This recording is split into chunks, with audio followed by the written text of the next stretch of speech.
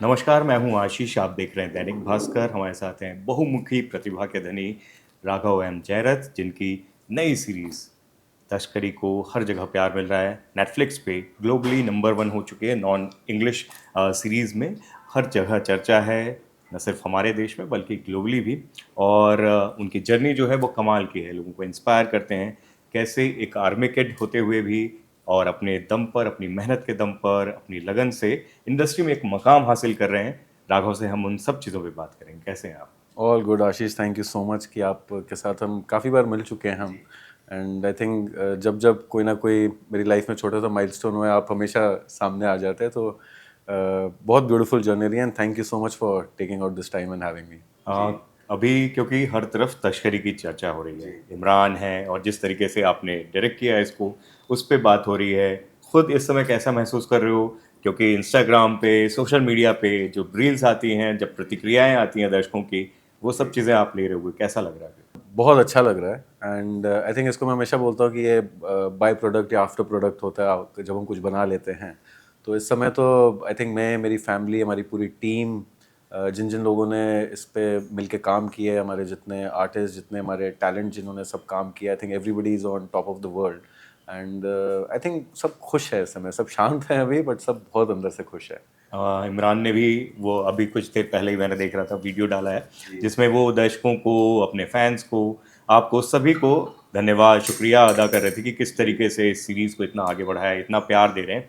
आप क्या कहना चाहोगे इसके बारे में? जी, आई थिंक सेम, जो आई थिंक इमरान ने बिल्कुल बहुत ही करेक्ट तरीके से उसको रैप किया है कि जितना प्यार हमें मिल रहा है और जितनी मेहनत आई थिंक टीम ने डाली है, जितना कहानी में रिसर्च किया है, जितने कस्टम के लोगों ने भी जितनी वो मेहनत करते हैं, मतलब हम उनको भी नहीं अनदेखा कर सकते कि ये उनकी डेली ये फाइट होती है, और उनकी लाइफ जिस तरीके से वो चीज़ों को हैंडल करते हैं, जिस तरीके से सिस्टम के गैप्स को वो रोज़ फिल करते हैं, क्योंकि क्रिमिनल्स तो नए नए तकनीक बनाते रहते हैं। तो आई थिंक कहीं ना कहीं we owe it to the customs department also, कि कहाँ से ये आइडिया उनको देखकर हम लोग इन्फ्लुएंस हुए, एंड देन इस आइडिया को लेकर नीरज सर ने इसकी पूरी कहानी लिखी विपुल जी के साथ। एंड उसमें मेरे को एक मौका मिला इस कहानी को सर के साथ को डायरेक्ट करने के लिए। So I think immense love, बहुत खुश हैं, बहुत प्यार मिला। And somewhere I would also like to dedicate this to the custom department also. इसका वो सीड, इसके जम कहाँ से इस आइडिया का आया था? तो ये वाला सवाल मेरे ख्याल से नीरज सर थोड़ा ज़्यादा बेटर दे पाएंगे, बट जितना मेरे को लगता है कि एयरपोर्ट्स पे तो काफ़ी आवन जावन हम सबका लगा ही रहता है जब हम शूट करते हैं, तो वहाँ इनको देखते रहते हैं। पक्का रोका भी होगा किसी ना किसी को, हमारा बैगेज भी जब जाता है, स्पेशली अगर आप इंटरनेशनल शूट करके आते हैं, तो काफ़ी कुछ रोका जाता है, काफ़ी इंटरेक्शन होता है इनके साथ। काफ़ी चीज़ों को जो वो देखते हैं मेरे ख्याल से हमारे बैगेजेस को रोकते हुए, तो वो तो सस्पिशियस नज़र से देखते हैं, हमारे पास कुछ होता नहीं है ऐसा। बट जिस तरीके के सवाल आई थिंक आते हैं उन चीज़ों को लेके हम लोग काफ़ी क्यूरियस हो गए, या शायद सर क्यूरियस हुए होंगे। एंड आई थिंक जब हम कस्टम के कुछ लोगों से मिले, उन्होंने जिस तरह की चीज़ें बताई, तो आई थिंक वो वर्ल्ड करेक्ट था। एंड वैसे भी जिस तरह की कहानियाँ हम भी बोलते आए हैं कि मैन इन यूनिफॉर्म जो बोलते हैं, मेरा पास से भी मेरे को मैन इन यूनिफॉर्म से एक बहुत आप खुद आर्मी किड हो, चंडीगढ़ में पले बढ़े, कैंटोनमेंट एरिया में रहे हुए। करेक्ट, मेरे फादर भी आर्मी में थे। एंड वो कहते हैं ना कि हम लोग पैदा चंडीगढ़ में हुए थे, बट कभी हम रहे नहीं वहाँ ज़्यादा। मेरे दादाजी वगैरह वहीं थे, तो आना जाना लगा रहता था। बट हम लोग ऑल अक्रॉस इंडिया घूमे, ऑल अक्रॉस इंडिया रहे हैं। तो कहीं ना कहीं वो इंडियन वाला जो एक टैग होता है ना, वो हम अपने ऊपर ज़्यादा लगा लेते हैं कि बिकॉज हर जगह पे, हर उम्र में रहे हैं, हर स्कूल में गए हैं, हर लोकल कल्चर को फील किया है, एंड एक आर्मी यूनिफॉर्म के थ्रू फील किया है। तो इसीलिए जहाँ भी यूनिफॉर्म आ जाती है, एक अटमोस्ट रिस्पेक्ट ऑटोमेटिकली आ जाती है। एंड कस्टम्स को देखते ही वो ऑटोमेटिकली रिस्पेक्ट। सो कहीं ना कहीं वो जर्म, वो आइडियाज़ वहीं से कहीं शुरू हो जाते हैं, और वो एक क्लोजनेस रहता है, एंड उसको एक सही तरीके से दिखाने की एक फाइट रहती है। कस्टम्स एक ऐसी ड्यूटी है, एक ऐसा यूनिफॉर्म है ना, जिसके वो हीरोइज्म और बहुत ज़्यादा लार्जर देन लाइफ, इन सब चीज़ों के बारे में बहुत आम लोगों को पता नहीं चलता।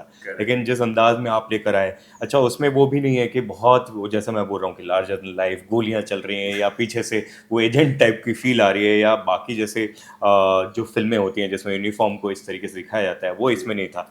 ये इस चीज़ को रियलिटी और एक वो जो सिनेमेटिक लिबर्टी होती है, इन सब चीज़ों को बैलेंस करते हुए कैसे एंगेजिंग बनाया आपने? सो आई थिंक स्क्रिप्ट लेवल पे नीरज सर ने उस चीज़ का बहुत क्लियरली ध्यान रख दिया था। आई थिंक एक सवाल हम लोग काफ़ी बार लिखने के टाइम पे जब हम स्क्रिप्ट पढ़ रहे थे और रिसर्च चल रहा था उस पर आता था कि अब वो गाड़ी तो उड़ेगी नहीं, बम फटेंगे नहीं, गोलियां चलेंगी नहीं, क्योंकि आई थिंक कस्टम जो डिपार्टमेंट में उनकी सबसे जो इंटरेस्टिंग चीज़ रहती है वो अपने दिमाग से कैसे खेलते हैं। कि आप अगर कभी एयरपोर्ट जाएंगे और आप आई थिंक आप काफ़ी जाते होंगे, तो जब भी आप कन्वेयर बेल्ट से कुछ सामान अगर उठाते हैं तो उनको पहले से ही पता है उस बैग में क्या है, ठीक है। एंड आप जैसे उधर से क्रॉस करके जाते हैं वो आपकी पूरी बॉडी लैंग्वेज देख के एक सेकंड में बता सकते हैं इसके पास है या नहीं है। चाहे आप एक एक्स्ट्रा मोबाइल फ़ोन लेकर आ रहे हैं, चाहे आप एक एक्स्ट्रा आईपैड लेके आ रहे हैं, चाहे आप एक एक्स्ट्रा ड्यूटी फ्री से बॉटल लेकर आ रहे हैं, वो आपके चाल चलन से आपको देख के बता सकते हैं। जैसे कि आप कभी अगर ट्रैफिक लाइट पे जा रहे हो, पुलिस वाला से हाथ ही मार देता है, आप सब सो सेम वो लोगों को ना सब कुछ पता होता है कि क्या हो रहा है आपके पास, क्या नहीं। आपकी प्रोफाइलिंग होती है, मतलब उस लेवल पे। आई थिंक एक सीन है सीरीज में जिसमें गुजर जो नंदिश जी प्ले कर रहे हैं, फंटास्टिक एक्टर, वो बैठते हैं और अपना अर्जुन मीना इमरान को बुलाते हैं कि देखिए प्रोफाइल ना कुछ थोड़ी सस्पिशियस लग रही है, इतने चक्कर, इतने कंट्रीज में जा रही है, बार बार मुंबई आ रही है, फिर इधर जा रही है। सो दैट मीन्स वो प्रोफाइलिंग हो रही है। तो आपकी टिकट कहाँ से ली गई है, किसने बुक करी है, कैश में हुआ है या कार्ड में हुआ है पेमेंट, यूपीआई से हुआ है, कितनी बार हुआ है, आप जा रहे हो तो आप लगेज कितना लेकर जा रहे हो। आप गए 10 दिन के लिए लेकर लगेज सिर्फ 2 छोटे बैग्स गए हो, आप गए हो 2 दिन के लिए बट आप वापस ज़्यादा बैग्स लेके आ रहे हो। सो बहुत सारी प्रोफाइलिंग करके ये लोग चीज़ें लेकर आते हैं। तो एक बहुत इंटरेस्टिंग सा वर्ल्ड है जिसको ये लोग हैंडल करते हैं। अच्छा, आपने नीरज जी के साथ बहुत काम किया है असिस्टेंट के तौर पे। उनके साथ सालों तक उनके साथ रहे, बड़े प्रोजेक्ट्स में साथ रहे। डिस्कवरी के लिए जब सीक्रेट सीरीज की थी तो वो इंडिपेंडेंट प्रोजेक्ट था। पहली बार कब पता चला तस्करी के बारे में कि आप इसको आगे लेके चल रहे हो, आपके नेतृत्व में ये चीज़ें चलेंगी? जी, तो आई थिंक जब मैं इससे पहले जो लास्ट वाला डॉक्यूमेंट्री हम कर रहे थे which was the secrets of Buddha relics, तो एक तो रिसर्च बहुत लगता है जब आप डॉक्यूमेंट्री वर्ल्ड पे आप टच करते हो, और ऊपर से आपको सारी कहानियों को थोड़ा दोनों तरीके से हैंडल करना पड़ता है कि सिर्फ अपनी हिस्ट्री से नहीं देखना पड़ता, आपको बाकी सारे वर्ल्ड हिस्ट्री को भी स्टडी करना पड़ता है कि सबने उनको कैसे देखा है। तो काफ़ी समय ले लिया था उसने, बट मेरे सामने ना एक इस पे काम थोड़ा चालू हो गया था, सर का एक राइटिंग चल रहा था, तो वो कहीं ना वो मेरे दिल में हमेशा रहता था। मैं सुनता था ना इसके बारे में कि ये वर्ल्ड बड़ा इंटरेस्टिंग है, ये बहुत मज़ेदार वर्ल्ड है। And I think one day वो कहीं जा रहे थे तो उन्होंने मेरे को एक स्क्रिप्ट दी सिर्फ और बोला कि इसको पढ़ो। और ऐसा होता है आमतौर पे कि अगर खाकी हो या ऑप्स का स्क्रिप्ट हो कि एक बार ये है, एक बार पढ़ लो, मेक योर नोट्स और हम इसके बारे में डिस्कस करेंगे। तो वैसे ही करके उन्होंने मेरे हाथ में एक स्क्रिप्ट पढ़ाई कि इसको आप पढ़ो, इस पे मेक योर नोट्स एंड इस पे बैठ के बातचीत करेंगे। वो आई थिंक वापस आए 10 दिन के बाद और कुछ बोले नहीं मेरे को, बस हम बैठे, साथ में विपुल जी भी थे क्योंकि उन्होंने स्क्रिप्ट पूरी फ्लैश आउट कर रखी थी, हम एक फाइनल ड्राफ्ट को बस सिर्फ देख रहे थे। तो जब वो लोग काम करते रहते थे तो मैं करता रहता था और मैं जैसे पढ़ रहा था मेरा इंटरेस्ट भी बनी जा रहा था। कहीं ना कहीं जब हम आई थिंक 5वें 6ठे एपिसोड को फाइनल सर कर रहे थे और विपुल जी उसको फाइनल कर रहे थे, उसी समय सडनली मुड़ के उन्होंने बोला कि करना चाहोगे इसको। एंड वहीं बस मैं बिल्कुल हक्का बक्का रह गया कि जो चीज़ मेरे को इतनी इंटरेस्टिंग लग रही है एंड जिसको मैं दिल से चाह रहा हूँ, आई थिंक कहीं ना कहीं वो ड्रीम, वो चाह वहीं पूरी होगी और उन्होंने वो पूरी कर दी चाह। And I was very fortunate enough की and he was very kind enough to allow me to in this journey. And वहीं से मेरी कहीं ना कहीं तस्करी की जर्नी शुरू हो गई थी। इस रीडिंग के दौरान कास्टिंग फाइनल हो रही थी या बाद में हुई? जितना मैं अभी तक सर को समझ पाया हूँ, पहले कहानी लिखी जाती है, पहले किरदार बनाए जाते हैं। जितना मैं भी समझ पाता हूँ। तो किरदार हम पहले बनाते हैं पेपर पे कि ये इसकी पर्सनालिटी है, ये इस तरीके से बिहेव करेगा, उसकी बाउंड्रीज बनती है कि ये नहीं कर सकता, ये कर सकता है, उसी की वजह से वो डायलॉग उस तरीके से बोलेगा या वो ऐसा डायलॉग बोलेगा। तो किरदार करते करते जब हम कहीं ना कहीं एंड के एपिसोड्स में आ जाते हैं, जब 7वें के एपिसोड के करीब आ जाते हैं, एक जब लेयर पूरा कंप्लीट हो जाए तो वहीं एक डिस्कशन चालू हो जाता है, अच्छा किसको क्या लगता है, किसको क्या लगता है। तो सब शांत थे, किसी ने कोई नाम अभी तक कोई ले नहीं, बिकॉज वो कैरेक्टर बहुत ट्रिकी कैरेक्टर था, उसको मतलब कोई भी आराम से उसको निभा नहीं सकता था। एंड सर ने बस एक नाम ऐसे हिट किया कि इमरान जी का नाम हिट किया और सडनली रूम में सब लोग जो बैठे थे, I think without any doubt, without any confusion, everybody was like yes, मतलब इनको हम एक इस रूप में देखना चाहेंगे। एंड बस यूनानिमस था कि सब लोग एक साथ जुड़ गए उस नाम के साथ। ये जब नाम आपको आपके कानों तक गूंजा, उस समय आपकी क्या फीलिंग थी? आई थिंक फीलिंग बहुत अच्छी थी because Imran sir is a fantastic actor and it's not कि वो उन्होंने अलग अलग प्रकार के रोल नहीं किया। आई नो जो मोस्ट पॉपुलर रोल है जिसको हम देखते हैं और सब लोग जो सबसे ज़्यादा प्यार करते हैं वो उनका प्यार से या लव से उस चीज़ को लेके उन्होंने उस किरदार को बहुत ब्यूटीफुली निभाया है। बट आई थिंक अगर आप शंघाई भी देखें, उन्होंने बहुत अलग अलग डाइवर्स रोल्स भी किए, बहुत एक्सपेरिमेंट करते हैं, बहुत ब्यूटीफुल एक्सपेरिमेंट्स करते हैं। सो वो इवन लेटेस्ट वो जो हक थी उनकी वो देखी। बड़ा ब्यूटीफुल फिल्म, बहुत और बहुत इतने सेंसिटिव चीज़ को उन्होंने इतने ईज से हैंडल किया। आई मीन मैं फैमिली के साथ ही देख रहा था वो film and we all love the film. मतलब सो आई थिंक जैसे वो नाम आया और हमने उनको अर्जुन मीना, बिकॉज हम ऑटोमेटिकली कैरेक्टर की नज़र से देखना शुरू कर देते हैं, तो जैसे हमने अर्जुन मीना के उस नज़र से देखना शुरू किया, एक सेकंड में जस्ट हिट कि हाँ he will do justice to, and I think the results are in front of us. The audience, उनको बहुत प्यार मिल रहा है और सबको कहानी और उनका किरदार से बहुत प्यार मिल रहा है। सो सब कुछ वर्कआउट हो ही गया एंड में। पहले दिन का शूट कैसा रहा? और कमाल की बात ये रहती है कि आप अपने जो किरदार होते हैं उसी नाम से अपने एक्टर्स को पुकारते हैं। अगर इमरान को अर्जुन बोल रहे हैं या बाकियों को उनके नाम से ही पुकारते हैं। ये बड़ी कमाल की एक वो आपकी होती है। इसके पीछे वजह क्या होती है वैसे? सो एज सच कोई वजह नहीं थी। सो आप उस वर्ल्ड में ही रहना चाहते हाँ, मेरे को क्या लगता है कि लोग Imran sir is a fantastic actor, but मेरे हमेशा अभी मैं उस कैरेक्टर से जुड़ा रहता हूँ। तो मेरे को अमृता जो मिताली प्ले कर रही थी वो बोलती थी एक बार कि, और मैंने रियलाइज़ नहीं की थी ये बात, तो मैं हमेशा अर्जुन इधर आना, अर्जुन को बुलाओ, ये करो, अर्जुन ऐसे कर रहे हैं, नहीं ये ऐसे कर रहे हैं, या गुज्जर आप ऐसे कर रहे हो, मिताली ये कर रहे हो। हाँ, तो यही डिस्कशंस होता था। एंड उस बीच में एक दिन मेरे को अमृता ने पूछा था, मेरा नाम अमृता है, मैं मिताली के अलावा भी मेरा नाम है। तो I just looked at her and I was like हाँ, मतलब बात आप सही कर रहे हो। मैंने बोला बट मेरे को ना अभी समझना नहीं होना, मे बी जिस दिन शूट खत्म हो जाएगा मेरे लिए आप वही किरदार हो। एंड कहीं ना कहीं it helps me personally to stay उन किरदारों के साथ, उस कहानी के साथ, उन कैरेक्टर्स के साथ मेरे को ज़्यादा क्लोज रखता है। तो जो उनका आउटर जो एक लेयर है उससे मेरे को दूर रखता है। तो उस चीज़ में मेरे को बहुत हेल्प होता है। बहुत अननोइंगली हुआ था, ऐसा नहीं था कि मैंने उसको कोई प्लान किया था या मैं चाहता था ऐसे करूं, बहुत अननोइंगली हो इससे गया था। पता भी चलता है ना आप कितना डूबे रहते हो आप अपने काम में। वो फोकस जो एकदम ब्लिंकर्स के साथ में। नहीं, बट हमें अपना काम बहुत पसंद है। मतलब एक फिल्म मेकिंग, जितने लोग फिल्म्स में काम करते हैं, चाहे दी असिस्टेंट टीम्स हो, कैमरा टीम्स हो, लाइट टीम्स हो, स्पॉट टीम्स हो, जित प्रोडक्शन टीम्स हैं, आपकी प्रोडक्शन डिज़ाइनर की आर्ट टीम्स हैं, एक समय पे जो आते हैं, मतलब आप सोचिए कि रोज़ सुबह 3 बजे उनको उठना है, 4 बजे तक घर से निकलना है, 5 बजे सेट पे पहुंचना है, क्योंकि सनराइज़ से पहले आपको रेडी करना है। एंड वही चीज़ आप करते हो और शाम को सनसेट पे आप ख़त्म करते हो और उसके बाद अगले दिन के कुछ घंटे तक प्लानिंग भी करते हो। तो ये जो पूरा जो प्रोसेस बनता है, कहीं ना कहीं हम सबको इससे बहुत प्यार है, वरना इट्स अ वेरी टफ। वो जादू जैसा है मेरे ख्याल से। हाँ हाँ, वो कैमरा एक बार आ जाता है और आप उसका जब रिजल्ट देखते हो और इतना सारा जब प्यार मिलता है, वही आपको मोटिवेट करता है कुछ और करने के लिए और एक और बनाने के लिए, और आपको वो सुबह, वो शाम, वो दिन, वो रात से कुछ फर्क नहीं पड़ता है। उससे प्यार भी हो जाता है। बिल्कुल सही। तो वो पहला दिन इमरान के साथ शूट का कैसा एक्सपीरियंस था? I think it was a very very good experience, very very good experience. Neeraj sir भी थे उस शूट पे मेरे साथ पहले दिन के लिए, टू गाइड मी, जैसे कि वो हमेशा करते हैं। एंड पहला दिन का जो शूट था वो बहुत एक तो आउटडोर पे शूट था और सारे किरदार थे एक साथ, तो सारी जो टीम थी वो एक साथ थी उस दिन पे। And he is Imran ji is a very directors person also. मतलब वो अगर सेट पे आ जाते हैं ना, वो जाते नहीं है। ही इज़ सो प्रोफेशनल से ज़्यादा he is dedicated to that art, and वो अपना भी बहुत प्रिपेयर करके आते हैं। तो एवरी सीन को वो ना पहले ये हो चुका है तो मैं अब ऐसे इसको कर रहा हूँ, एंड द फर्स्ट टेक में you see the magic happening. आप पहली टेक में देखते हो कुछ अलग कर रहे हैं, एंड देन उसी पे you keep playing playing playing. But पहला दिन हमेशा एज अ मेकर एक अंदर से ना एक रहता है, एक फर्स्ट 2-3 दिन लगता है सब कुछ सेटल डाउन होने में, क्रू को सेटल डाउन होने में, सबको एक दूसरे को समझने के लिए। लकीली हमारा सारा क्रू वही होता है जिनके साथ हम पहले काम कर रहे हैं काफ़ी समय से, तो वो चीज़ें रहती है। But when you step up एक दूसरे शूज़ में, कि अब आप एक डायरेक्टर के पॉइंट ऑफ व्यू से अब आप कमांड्स दे रहे हैं, तो वो थोड़ा एक डिफरेंट वर्ल्ड रहता है। एंड फर्स्ट डे मैं कहता हूँ हमेशा जान निकली होती है, और लास्ट डे ऑफ शूट हमेशा बहुत इमोशनल हो जाता है जी।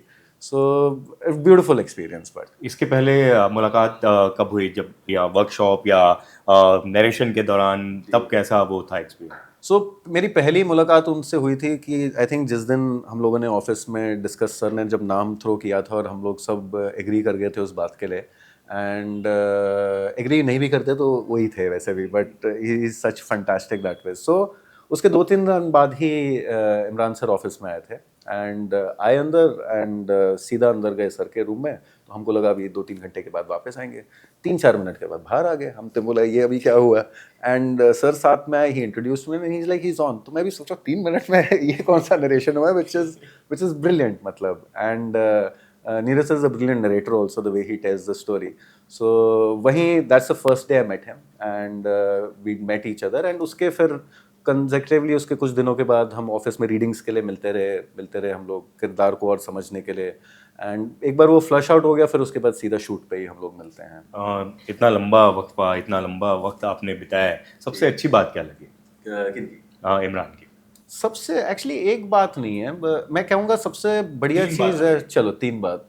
सबसे पहली चीज़ तो he is a brilliant human being. He understands how much work people are putting in, कितनी मेहनत सब कर रहे हैं, कितना क्या कर रहे हैं, और वो सबको ना बहुत बराबरी से ट्रीट करते हैं। उनका ना कुछ ऐसा नहीं रहता है कि ये ऐसा है ये वैसा है। तो ह्यूमन बीइंग से मैं शुरू करूँगा। Is a brilliant human being, very dedicated to his craft. बहुत सोच के समझ के उस डायलॉग को समझ के डिलीवर करते हैं। ऐसा नहीं है कि मतलब सिर्फ पढ़ के बोल दिया, या उनको पता रहता है कि पिछले सीन में क्या हो रहा है या इसमें मैं ऐसे करूँगा। सो हिज फर्स्ट 2 टेक्स में ही आप वो जादू देख सकते हो, वो एक्सपीरियंस देख सकते हो, प्रेजेंस देख सकते हो। कैमरा उनको बहुत ब्यूटीफुली कैप्चर करता है। Is a good looking man and eyes को बहुत ब्यूटीफुली इमोट करते हैं। एंड कभी कभी वो बिना कुछ बोले भी जो चीज़ें कर देते हैं। So that's something I would से आउटस्टैंडिंग अबाउट हिम। सेट से कभी जाते नहीं है, मतलब एक बार वो सेट पे आ जाते हैं। मुझे याद है कभी कभी अगर हम बोल भी देते थे कि आप जाके 2 घंटा अभी वैनिटी में रिलैक्स कर लो, अभी ये सीन इधर है, क्योंकि एयरपोर्ट पे बहुत हेक्टिक हो जाता है। सो उसमें भी नहीं नहीं मैं यहीं हूँ, मैं यहीं ठीक हूँ, मैं यहीं ठीक हूँ। तो he is that way so comfortable in his environment, और वही दिखता है कि उनको अपने क्राफ्ट से और सिनेमा से कितना प्यार है। So it's just a privilege and pleasure to work with him. और लाइव लोकेशंस पे, एयरपोर्ट्स पे आपको शूट करना ये बहुत आसान नहीं है, क्योंकि यात्री जो हैं जो फ्लाई करने वाले हैं वो लगातार आ जा रहे हैं, और इमरान जैसे स्टार अगर हैं तो वो कहीं ना कहीं उनके तरफ अट्रैक्ट होंगे, आएंगे, सीन्स थोड़े से खराब होंगे। कैसे, कितनी मुश्किलात आपको आई? सो मुश्किल तो होती है, टफ होता है। एंड आई थिंक वो टफ इसलिए होता है क्योंकि सब लोग इमरान से बहुत प्यार करते हैं। And I think even when Neeraj sir set पे होते थे और ऐसे बड़े लोकेशंस पे, तो उनको भी उनको पता लग जाता था कि सर हैं, तो एक अलग उनकी भी एक फॉलोइंग है। बहुत बहुत स्ट्रॉन्ग फॉलोइंग है, और एक पूरा एक क्राउड उधर भी मूव करने लग जाता था। सो एयरपोर्ट में क्या रहता है, हमें कोई एक एरिया मिलेगा जब फ्लाइट्स थोड़ी कम होती हैं, कोई कॉरिडोर मिल जाएगा या कोई हमें ड्यूटी फ्री एरिया मिल जाएगा कि इस समय यहाँ फ्लाइट्स कम है, तो आपको 2 घंटे दिए जा रहे हैं शूट करने के लिए। अब है 2 घंटे बट सीन ज़्यादा है, अब उसको कैसे मैनेज करें। सो देन हमारा क्राउड तो होता ही होता है। तो एक तो सबसे बड़ा चैलेंज था, कम टाइम में हमको शूट करना है वो सारे सीन्स, तो वहीं स्प्लिट हो जाती है यूनिट्स, अलग अलग, कोई ये कर रहा है, कोई वो कर रहा है, and we were able to complete all of these thing. But जैसा मैं आपको पहले बता रहा था कि कैसे एक क्रू कितने बजे उठ के कैसे पहुंचता है, एयरपोर्ट पे डायनामिक्स और चेंज हो जाता है। एयरपोर्ट पे क्या होता है कि अब एंट्री करने के लिए आपको पहले 3-3, 4-4 घंटे पहले जाना पड़ता है, बिकॉज बहुत हाईली सिक्योर एरिया होता है। तो सारे कैमरा स्कैन होंगे, सारे जूनियर स्कैन होंगे, हम लोग स्कैन होंगे। मतलब वो अगर कॉस्ट्यूम को अंदर जाना है तो कैंची तक नहीं ले जा सकते। अब वहाँ अगर आपको हल्का से ट्रिम करना है, कुछ करना है, मेकअप वाला अपना पूरा सामान नहीं ले जा सकता है। सबको बहुत केयरफुली अंदर मूव करना, और एक बार आप अंदर गए तो आप बाहर नहीं आ सकते हो, तो अंदर ही आप फिगर आउट कर रहे हो। सो लॉट ऑफ चैलेंजेस उस वे में। और गलती से अगर आप शूट कर रहे हो, जो airports were very fortunate to give us some area जिसमें लाइव क्राउड भी था, वो भी सुबह का टाइम। उस समय तो बहुत भीड़ रहती है। भीड़ मतलब एक तो उनको फ्लाइट भी चढ़ना है, प्लस वो इमरान को देख लिया था तो फ्लाइट मिस करने को रेडी है वो इस लेवल पे बात आ गई है। मतलब जो क्राउड आ जाता था सब छोड़ के इमरान की तरफ या सर की तरफ, कि उनको इधर अब इंटरेस्ट आने लग गया। और हम बोल रहे हैं आपकी सर फ्लाइट उधर जाओ, नहीं नहीं उनको वो हो जाएगा, वो कर लेंगे। So that's how the craziness was on the airports also. But उसको हमारे तकनीक होती हैं, तरीके होते हैं, हम उसको कैसे मैनेज करते हैं, कैसे हम डिस्ट्रैक्ट करते हैं क्राउड को। बोलते हैं कि उधर की तरफ वो गए हैं, बट यहाँ से उनको छुपा के कहीं से निकाल के एक फटाफट सीन कर लेते हैं। तो कभी कभी अगर आप ध्यान से देखो कोई दिखेगा एक आधा पीछे देखते हुए, फिर रीटेक करना पड़ता है, उससे जाके हम रिक्वेस्ट करते हैं एंड बोलो तो मान जाते हैं प्यार से। बट कुछ कुछ मिलते भी हैं जो I think out of love, out of excitement वो बार बार आते हैं, नॉट तंग करने के लिए हम लोगों को, बट मोर ऑफ प्यार की वजह से। प्यार की वजह से। लेकिन मुझे लगता है कि यही आपकी सीरीज की खूबसूरती भी है, और वही मुश्किलात भी हैं कि आपको लाइव लोकेशन, नॉर्मली क्या होता है कि इस तरह की चीज़ें लोग एक सेट बना के और उस तरीके या क्रोमा पे शूट करते हैं, लेकिन आपने इतना बड़ा मतलब खुद की मुश्किलें बढ़ाई है कि आप लाइव लोकेशन में, लाइव एयरपोर्ट पे इतने बीच में जो लोग जा रहे हैं फ्लाई करने, उनके बीच में शूट कर रहे हो, और वो भी इमरान, नीरज जी और आपके जैसे लोगों के साथ, तो ऑब्वियसली वो सब होगा। लेकिन heads off to you, kudos to your team कि आपने उसको बहुत अच्छे से कैरी किया। नहीं, ऑल्सो एक और चीज़ क्या होता है ना आशीष कि सिनेमा में जब हम ये चीज़ों को टच करते हैं, अगर चैलेंजेस ना हो तो मज़ा भी नहीं आता है। तो कहीं ना कहीं, to be very honest, we look forward to such challenges also. I think every day is very different कि आज क्या होगा हमें पता नहीं है। लोकेशन मिल गया है, सब मिल गया, परमिशन मिल गया, बट क्या हो सकता है हमको आइडिया ही नहीं है। तो वो चैलेंजेस आई थिंक जब तक आते नहीं है वो भी हमको मोटिवेट नहीं करते हैं आगे कुछ शूट से करने वो आपकी स्कूलिंग में भी आपके मेंटर भी वैसे ही हैं। और जिस तरीके की फिल्में प्रोजेक्ट्स आप लोग के रहे हैं, फ्राइडे फिल्म्स के, वो सब वैसे ही हैं। मुझे लगता है कि सब ऐसे ही मुश्किलों और चैलेंजेस के बीच में खूबसूरती से निकल। लाइव लोकेशंस एक अलग माहौल क्रिएट करता है इवन फॉर द एक्टर। मतलब वो जब वहाँ खड़े हैं, उनको भी खुद चैलेंज फील होता है ना। और कस्टम की वाइट यूनिफॉर्म में आप बिल्कुल उधर खड़े हुए हो, आपको it flows through your body and automatically आपके डायलॉग्स अलग तरीके से निकलेंगे। And that's why you see all the characters वो बिल्कुल रियल लग रहे हैं, बिकॉज उन रियल लोकेशंस पे, रियल जगहों पे शूट करके, एंड जब आप होते हो तो आप इंटरेक्ट भी करते हो ऐसे लोगों से, तो आप मिलते हो, समझते हो, और 2-3 चीज़ पकड़ के आप उसको एक सीन में डाल देते हो और वही मैजिक हो जाता है। सबसे खूबसूरत चीज़ क्या लगी आपको इस सीरीज की? सबसे इमोशनल पॉइंट जो आपको याद आ रहा हो सेट से? चैलेंजेस तो हमने देख लिए। आई think the last day of shoot always becomes very emotional कि अब ये शूट वाला पार्ट खत्म हो गया है, एक तरीके से बिछड़ना है, अब नया कुछ, अब नई मंजिल की ओर जाना। बट उसके साथ दूसरे चैलेंजेस शुरू हो जाते हैं, बिकॉज नाउ अब आपको ये सारा एडिट भी करना है, अब आपको इसका म्यूजिक भी करना है, इसके ग्राफिक्स भी डिज़ाइन करने हैं, तो वो एक अलग चैप्टर शुरू हो जाता है। डेडलाइंस होते हैं इसके। उस केस में I would say Netflix has been very very supportive इस पूरी चीज़ में, and they been with us to understand कि हाँ ये स्केल क्या है और इसमें एक पर्टिकुलर समय लगने वाला है। और आई थिंक कहीं भी चीज़ में ना डेडलाइन होनी चाहिए। अगर आप डेडलाइन हटा दो ना तो वो गड़बड़ी हो जाती तो है। मेरे ख्याल से आपका वो, क्योंकि आर्मी किड होते हुए वो डिसिप्लिन में रहे हुए हो ना, तो आपके तो अंदर से ही वो स्कूलिंग हुई पड़ी है मुझे। जी, वो स्कूलिंग हो रखी है, बट मैं सच्ची आपको बता रहा हूँ, मेरे को लगता है कि मुझे डिसिप्लिन पता है और ये चीज़ें पता है, तो नीरज से एक अलग लेवल पे है। तो उनके साथ आप करके, वो without being in the army, उनका डिसिप्लिन एक अलग लेवल पे ऑपरेट करता है। तो to match up his space also is very very tough. मतलब वो हम रेकीज पे भी अगर कभी जाते हैं, वो सबसे आगे होते हैं, बाकी team is trying to catch up. उधर देख दा के वो लोकेशन लॉक कर लेते हैं या वापस आ जाए कि नहीं नहीं नहीं समझ आ रहा है, एंड हम अभी तक पहुंचे भी नहीं है।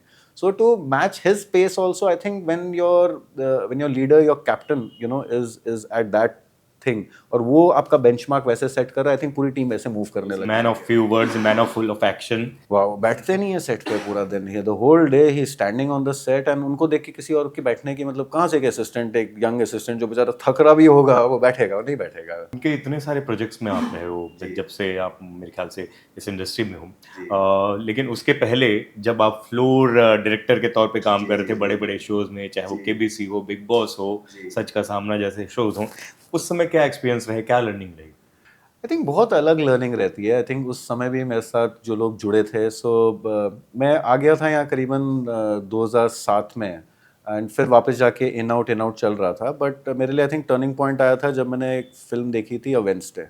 वो देखी, एंड मैं हिल गया था अंदर से कि मतलब काश मैं इनके साथ जुड़ पाऊँ। तो जब मैं यहाँ वापस आया तो अभी भी सर फिगर आउट कर रहे थे, अपनी स्क्रिप्ट्स लिख रहे थे, तो स्पेशल 26 बनने में थोड़ा समय था। एंड उसी समय मेरे को मौका मिला टेलीविज़न में थोड़ा काम करने के लिए, एंड वहाँ काफ़ी लोग जिन्होंने मेरे को गाइड किया, संदीप कौल जी थे, एंड कुछ प्रोडक्शन में थे, आनंद सर थे, सिद्धार्थ बासु जी थे, एंड हुज़ैफा भाई थे, अरुण जी थे। इन लोगों ने बहुत गाइड किया। उधर का वर्ल्ड कम्प्लीटली अलग चलता है। एक तो नॉन फिक्शन बोलते ही रियलिज्म बहुत हाई था। वहाँ तो टेक ही नहीं ले सकते ना आप, सर टेक तो बहुत लाइव है सब। सब लाइव है, मतलब मिस्टर बच्चन के सामने आप ना चॉइस ही नहीं है उनके सामने। उनको कौन बोलेगा कि एक टेक और। तो मेरा ना ये बहुत दिमाग में रहता था, तो before I went into films ना, मैं उधर देखता रहता था, यहाँ तो रीटेक होता नहीं है। तो मैं किसी भी फिल्म वाले से मिलता था ना, मेरा पहला सवाल होता था, यार इनसे एक और टेक कैसे लेते हो तुम, क्योंकि हमारी तो हिम्मत नहीं होती टेक मांगने के लिए, and it has to be so perfect. So how do you guys do a retake? So I think जब मैं बेबी में सर के साथ काम किया, तो अक्षय सर वाज देयर, वहाँ देखा रीटेक हुआ, मैं बोला दे दिया रीटेक, अच्छा दूसरे एंगल के लिए, मतलब ओ हो रहा है ये सब, it is simple. But television teaches you very different things. मतलब वो आपको कहीं ना कहीं जिस तरह के शोज़ पे मैं काम कर रहा था, जैसे इंडियाज़ गॉट टैलेंट पे मैं जब काम किया था, तो उस टाइम पे ना बहुत रॉ था इंडियाज़ गॉट टैलेंट, मतलब नया-नया शो आया था। ऐसे-ऐसे लोग आते थे छोटे-छोटे शहरों से अपना टैलेंट लेके कि हम कुछ बन जाएँगे। अभी इंस्टाग्राम और रील्स के चक्कर में आप अपने आप को बहुत अच्छी तरह पोर्ट्रे कर सकते हो। उस टाइम पे कुछ नहीं था। These were the only platforms जहाँ आप कर सकते थे और आप इतने यूनिक लोगों से मिलते थे, इतने टैलेंटेड लोगों से मिलते थे जो कहीं न कहीं आपको हम्बल कर देता है और आप उनकी फाइट देख के, आप उनकी मोटिवेशन देख के आप खुद मोटिवेट होते हो कि नहीं यार, you have to move. So somewhere I think the real people जो उधर आते थे पार्टिसिपेंट्स, उनको देखता था मैं, क्रूज को देखता था कि कैसे सब लगे हुए हैं उन्हीं लोगों को बनाने के लिए, and sometimes you find a lot of people जो टीआरपी के लिए नहीं कर रहे हैं, they are doing it only to create और मेक दीज पीपल कि हाँ यार, इनका टैलेंट कहीं सही जगह पहुंच जाए। एंड वो सारी चीज़ें देख के कहीं ना कहीं मेरे अंदर से वो विश्वास और बनता रहा कि नहीं, हम अपनी कहानियाँ बना के हम भी इसको आगे बढ़ाते हैं। एंड उसी जर्नी में I think Neeraj sir, my director, Sheetal sir, my producer Sheetal Bhatia, he they've been just too loving, too kind, बहुत प्यार दिया, डांट भी बहुत पड़ती है और सिखाया भी बहुत जाता है, बट सही तरीके से सिखाया जाता है। आई थिंक हमारी टीम में कोई भी ऐसा नहीं होगा जिसको फ्रीडम नहीं देगी हो, मतलब चाहे वो सिंपल सी चीज़ हो कि एडिट में म्यूज़िक, चलो तुम लोग करवा के दिखाओ जरा, तो आप जाके म्यूज़िक करवा के सर को दिखाते हो, फिर उसमें कुछ एक ऐसी चीज़ ट्वीक करेंगे जिससे सडनली विल बी लाइक हाँ यार, इससे तो बहुत फ़र्क पड़ गया। सो एक क्रिएटिव फ्रीडम उन्होंने बहुत दी हमको, जिसकी वजह से कहीं ना कहीं मैं इस लेवल पे भी पहुंच पाया कि हाँ, पहले डॉक्यूमेंट्रीज पे उन्होंने चांस दिया एंड अब फिक्शन में उन्होंने अपने साथ मेरे को को डायरेक्ट करने का जो मौका दिया। अच्छा, शुरू में जब आए, जब ये नॉन फिक्शन शोज कर रहे थे, इतने बड़े बड़े मिस्टर बच्चन जैसे स्टार और बाकी जो भी शोज थे वो भी बहुत बड़े थे, कभी स्टार स्ट्रक फील हुआ? कभी कुछ हुआ ऐसा movement? So star struck, I think, देखिए, ये किरदार इतने बड़े हैं, इनका ऑरा बहुत। अच्छा, पहली मुलाकात इन पर्सन मिस्टर बच्चन के साथ कैसी थी? आवाज़ नहीं निकलती सर, मतलब बिल्कुल आवाज़ नहीं निकलती। वो बैठे हैं, मतलब पहली बार तो मैं ये एक बार पहले भी बता चुका हूँ कि जब मैं उनसे बात कर रहा था तो पहले सैंडी सर, जो संदीप कौल थे, वो हैंडल करते थे क्योंकि वो उनके बहुत करीब थे। हल्के हल्के कुछ हफ्तों के बाद उन्होंने देखना शुरू किया कि यहाँ एक और लड़का घूम रहा है पीछे पीछे, कर रहा है, तो मैं इसको भी बता सकता हूँ ये काम करवा देगा, क्योंकि संदीप सर को बोलते थे, हमें बोलते थे, हम नीचे जाके फटाफट करके करवा देते। तो एक दिन उन्होंने बुलाया मेरे को, एंड बुला के उन्होंने मेरे से कुछ बोला, एंड मेरे को कुछ समझ नहीं आया क्योंकि मैं इतना वो हो गया था कि मैं नहीं सुनता हूँ कि वो संदीप सर सुनते हैं, मैं नहीं सुनता हूँ, और मैं सुन रहा हूँ, मेरे को कुछ समझ नहीं आ रहा, और मैं वहाँ से मुड़ के गया और इन्होंने बोला इट विल बी डन, मैंने बोला yes sir it will be done. मैं मुड़ के गया और हमारे पास एक हेडसेट होता है जो कंट्रोल रूम से कनेक्टेड होता है, और मैं वहाँ पूछता हूँ क्या बोला कोई मुझे बताओ, और वहाँ से वो मेरा मजाक उड़ा रहे हैं, हम नहीं बताएंगे तुमको, अब तुम जाओ वापस जाके पूछो।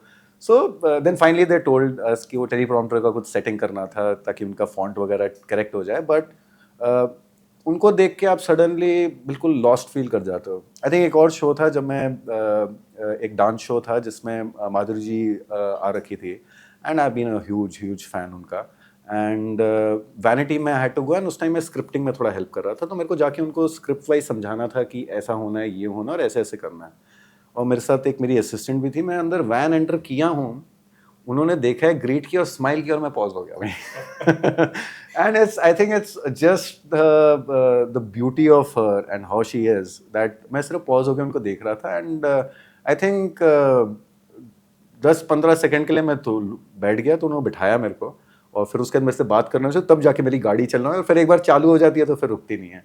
सो इन सब स्टार्स का ना एक बहुत अलग, बहुत स्ट्रॉन्ग ऑरा होता है। I mean Shahrukh sir has come on the set multiple times KBC पे। आई थिंक जब आप केबीसी पे काम करते हो, बहुत सारे स्टार्स आते हैं, बहुत सारे एक्टर्स आते हैं वहाँ उनको मिलने के लिए, शो खेलने के लिए, तो उन सबके साथ मिलते हैं। तो स्टार ट्रक से ज़्यादा ना, आई थिंक उनका जो ऑरा है, उस ऑरा से I used to get really mesmerized. I still look up to these brilliant actors who have given Indian cinema such beautiful things.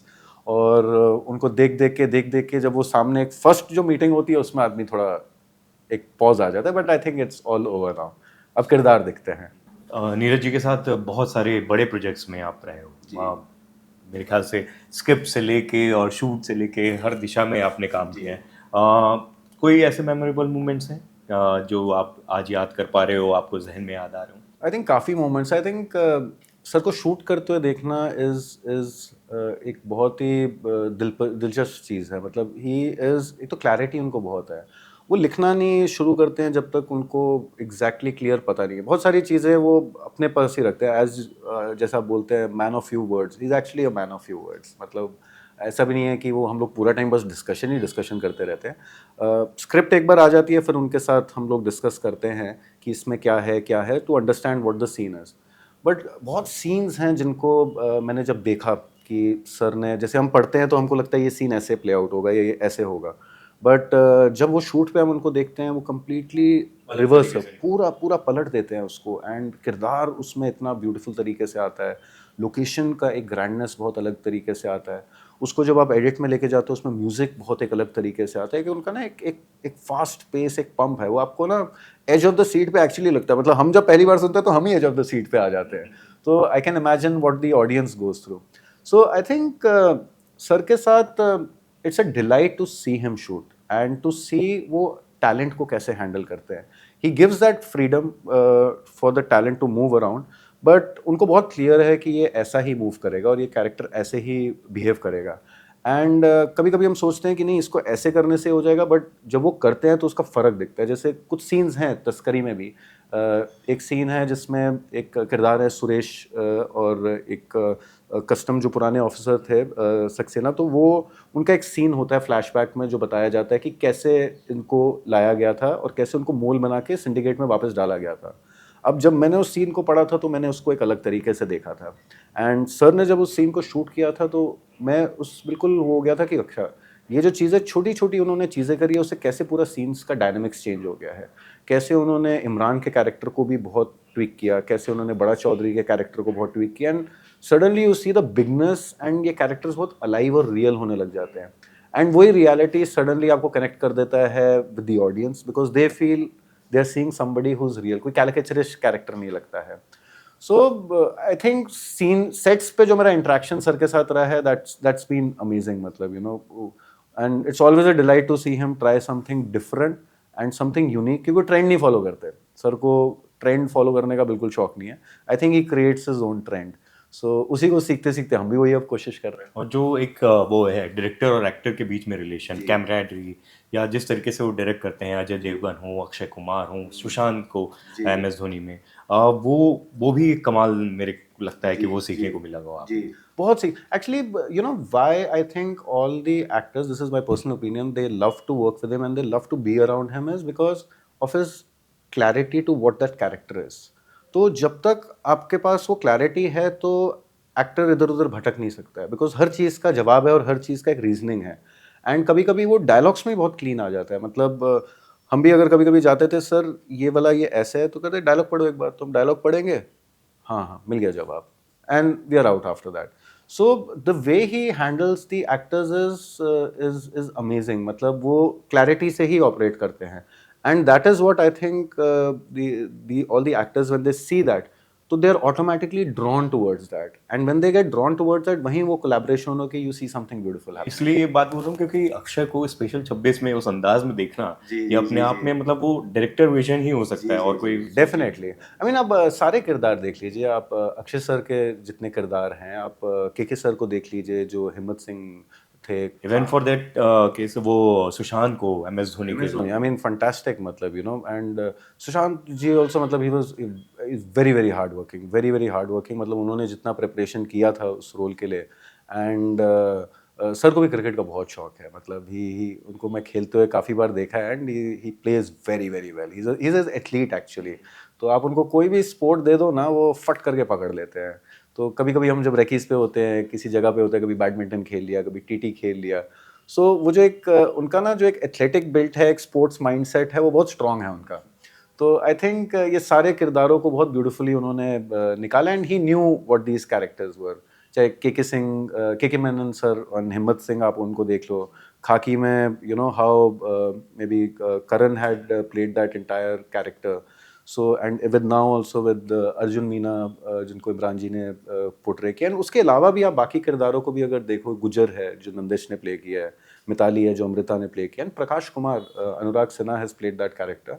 I think they all come to be very clean, such brilliant characters. Sharad has his own aura, you know, and जिस रूप में अब आपने उनको देखा है, ये सारे I think he's kind of detailed all of these very very clearly. सबसे खूबसूरत जो फीडबैक मिला हो, और एक कोई क्रिटिकल फीडबैक जो आपको मिला हो इस सीरीज के लिए। आई थिंक सबसे खूबसूरत फीडबैक जो मुझे मिला है, देखो शो सब लोग टचवुड बहुत पसंद कर रहे हैं एंड बट एक ना बड़ी इंटरेस्टिंग चीज़ हो रही है, तो रात को जब भी मैं सोता हूँ तो करीबन सुबह जब मैं उठता हूँ तो आई एम अर्ली राइजर, सो जब भी मैं सुबह उठता हूँ तो करीबन 3:30 बजे से लेके 5 बजे के बीच में ना सबसे ज़्यादा मैसेजेस आते हैं। तो उससे ना एक मेरे को पैटर्न देखने को मिलेगा, बिंज वॉच बहुत हो रहा है कि जो एक बार शुरू कर रहा है, अगर उसके पास टाइम है, they are finishing the show in that time.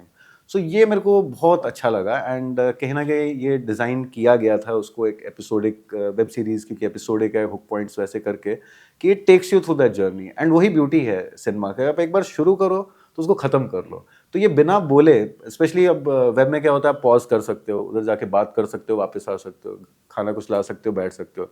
Still then people अगले दिन काम होने, और ये वीकडेज पे हो रहा है binge watching. So that is one of the most beautiful things that has happened. Negative वाला इतना कुछ आया नहीं है, it's more of personal opinions that I would से। क्रिटिकल इसीलिए बना। हाँ हाँ, तो वो बहुत पर्सनल है किसी का, कि किसी को लगता है नहीं प्रकाश कुमार को ऐसा होना चाहिए था, कोई बोलता है नहीं अर्जुन मीना को ऐसा होना चाहिए था। लेकिन दैट शोज कि वो इन्वॉल्वमेंट बहुत है। एग्जैक्टली, ब्यूटिफुली पुट एक्चुअली, कि और actually it's a compliment only कि अगर वो इतना किरदार में घुस गए हैं तो उनको मज़ा आ रहा है। जैसे एक मीम आजकल बड़ा देखने को मिल रहा है, एक हमारे कैरेक्टर हैं सज्जाद जिन्होंने प्ले किया, तो उनको एक धमकी मिलती है, तो वो घबरा के वापस आते हैं office and he is telling the incident to everybody कि सर वो मैं गाड़ी पे चल रहा था और लाल रंग की रोड मेरे सामने से निकल गई। तो सबसे ज़्यादा मुझे उस पर कॉमेंट्स आए हैं और मैं देख रहा था, और मुझे भी बहुत मैसेज है, ये आपने गलती हो गई शायद आपसे डायलॉग की। एंड आई एम लाइक, नहीं गलती नहीं हुई है, वो इंटेंशनली है, वो कैरेक्टर इतना हक्का बक्का हो रखा है और इतना घबरा रखा है कि वो मर सकता था, एंड वो आके भी अभी भी उस शॉक से निकला नहीं है। सो वो एक बहुत एक मीम बन के बहुत उसके जवाब में बहुत दे रहा हूँ कि नहीं नहीं रियल है, ये गड़बड़ नहीं है। जी जी उम्मीदें आपसे बढ़ रही हैं। जी। डॉक्यूमेंट्री से आपने लोगों की उत्सुकता जगाई, अब सीरीज में एक तरीके से आपको एक अलग फॉलोइंग मिल रही है। जी। आज हम जब बात करें तो नेटफ्लिक्स में, जैसे कि हम बोल रहे हैं कि नॉन इंग्लिश में ग्लोबली नंबर 1 हुआ पड़ा है। जी। आगे आने वाले समय में अब फुल फ्लेजेड फिल्म और ये सब से उम्मीदें आपकी बढ़ रही है, तो क्या कहना चाहोगे हम लोग? सो आई थिंक ये चीज़ें तो हम आए ही थे हम बॉम्बे इसीलिए, यही करने के लिए, फिल्म बनाए, वेब सीरीज़ तो हमारे यहाँ आने के बाद शुरू हुआ, बट कहानियाँ आई थिंक हम बनाना चाहेंगे जो एक इमोशनल जर्नी पे आपको ले जा सके। अगर कुछ बता सके, कुछ कहना चाहते हैं हम उस कहानी में, मैं हमेशा उस चीज़ को बहुत मायने रखता हूँ कि एज अ मेकर हम कहना क्या चाहते हैं या मैं कहना क्या चाहता हूँ। तो वही जर्नी है, और उसी से I would love to take the audience on that emotional ride, चाहे वो ड्रामा हो, चाहे वो फैंटेसी हो, चाहे वो एक सुपर हीरो हो, चाहे वो एक थ्रिलर हो, चाहे वो एक वॉर कंटेंट हो, या जो भी हो वो। तो अब उसी पे हम लोग अब लग गए हैं, उसी जर्नी पे लगे हैं। स्क्रिप्ट्स बहुत लिखी हुई हैं, कंटेंट बहुत लिखा हुआ है हम लोगों ने, अभी सिर्फ उसको समेट रहे हैं, क्योंकि इतने सालों से हम लोग कॉन्स्टेंटली प्रोजेक्ट्स पे काम कर रहे थे, अब बस सबको एक साथ इकट्ठा किया जा रहा है, और आई थिंक कुछ हफ्तों में, एक आधे महीने में आपको वो न्यूज़ दे देंगे कि अगला चीज़ क्या करने वाले हैं, और उस पर फिर तैयारी चालू हो जाएगी। अच्छा, शूट के दौरान इमरान को कोई स्क्रिप्ट सुनाई आपने? नहीं नहीं सर, वो शूट के दौरान, ट्रस्ट मी, हम लोग शूट के दौरान बिल्कुल शूट पे रहते हैं। एक्चुअली वो हमारी स्कूलिंग है नहीं विद यू नो कि चलो मिल रहा है मौका तो फटाफट सुना दो। आई थिंक पहले एक चीज़ को पूरा हम ख़त्म करना चाहेंगे, जब वो पूरा ख़त्म होगा तब दूसरे पे जाना चाहेंगे। एक ही साथ बहुत सारी चीज़ें करने लग जाएंगे तो वो कियोस क्रिएट करता है। तो उस टाइम पे कोई स्क्रिप्ट्स नहीं सुनाई, कोई कुछ नहीं सुनाए, किस्से उनके बहुत सुने, अपने किस्से बहुत सुनाए जो रिसर्च रिलेटेड, कि इसने ऐसा किया, आपको पता है इधर ऐसे होता है। बट आई थिंक अगर कोई भी कहानी हो मेरे पास जो मैं उनके साथ करना चाहूँगा, and I would love to work with him again, मतलब it was a pleasure to work with him. और जिस तरीके से वो किरदार को पकड़ते हैं और एक डीप कैरेक्टर का अपना एक लेयर लेके आते हैं, तो he is a dream, and I think सही समय आएगा तो अगेन सर के पास जाके we'll pitch the story again to him. Nice, and we would love to see you and celebrate you again and again, and आपकी फिल्में, आपके projects, वो उसका इंतज़ार रहेगा। जी। Thank you so much. Thank you so much, Ashish. Thank you so much for having them.